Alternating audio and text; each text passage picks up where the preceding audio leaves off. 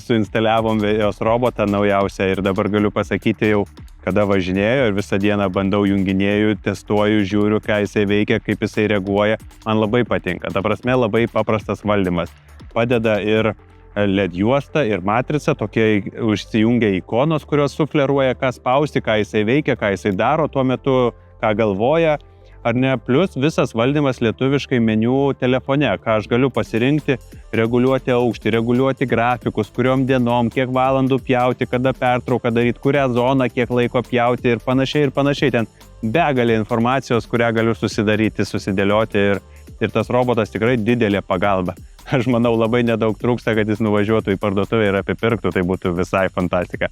Bet šiaip aš labai džiaugiuosi, dirba labai tyliai, važinėja labai greitai, dizainas atrodo tikrai labai gražiai, galiu pasakyti. Tarp kitko, jeigu naudojate namuose Alexa, tai jūs galite netgi balsu jam reguliuoti, ką daryti, kokiu aukščiu ir panašiai. Tai turint Alexa visą sistemą, netgi jis nuo balso jūsų klausys ir darys tos darbus, ką liepsite.